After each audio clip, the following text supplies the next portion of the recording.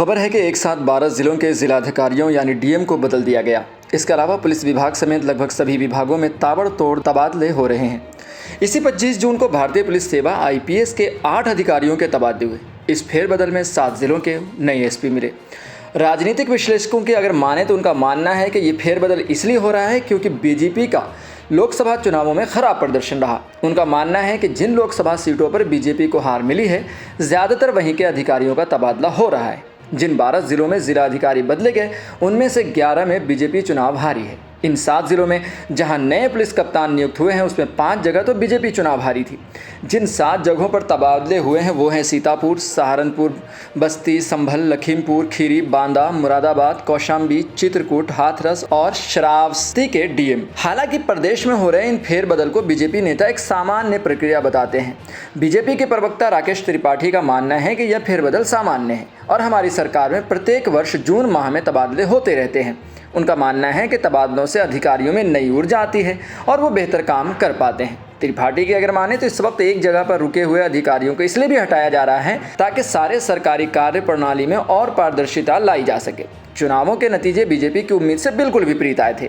लोकसभा चुनाव में उत्तर प्रदेश की 80 सीटों में आधे से अधिक 43 सीटों पर इंडिया गठबंधन को जीत मिली। हालांकि बीजेपी के नेतृत्व वाले राष्ट्रीय लोकतांत्रिक गठबंधन यानी एनडीए को केवल 36 सीटें मिली। इसमें बीजेपी की अकेले केवल 33 सीटें हैं, जो कि 2019 में उसकी 62 सीटों के मुकाबले में लगभग आधी है। उत्तर प्रदेश की राजनीति पर नजर रखने वाले विशेषज्ञों का कहना है कि बीजेपी ने अपने कार्यकर्ताओं को नजरअंदाज किया है, जिसकी वजह से न केवल पार्टी को प्रदेश में हार का सामना करना पड़ा, बल्कि वह बहुमत हासिल करने में भी असफल रही।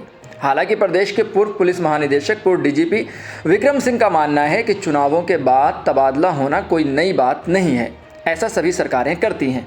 वो कहते हैं कि वो 1980 से देख रहे हैं कि हर चुनाव के नतीजों के बाद प्रशासनिक बदलाव होते रहे हैं। हालांकि पूर्व डीजीपी का ये भी कहना है कि कभी भी ईमानदार अधिकारियों और सत्तारूढ़ दल के कार्यकर्ताओं के बीच समन्वय बन नहीं पाता।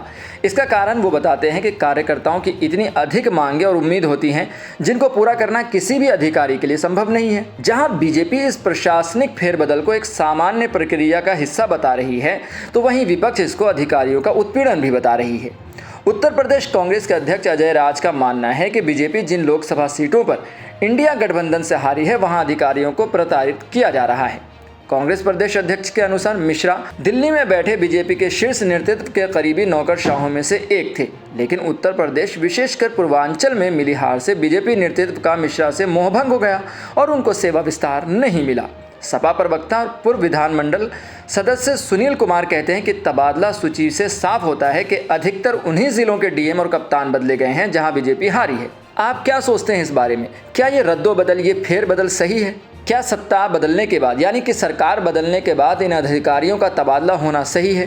क्या इससे सरकार को फ़ायदा मिलता है या उस ज़िले को फ़ायदा मिलता है जहाँ के ये लोग बदले गए हैं? आप क्या सोचते हैं इस बारे में? हमें कमेंट बॉक्स में ज़रूर बताएं और ऐसे ही खबरों के लिए देखते रहें सहारा समय का समय डिजिटल।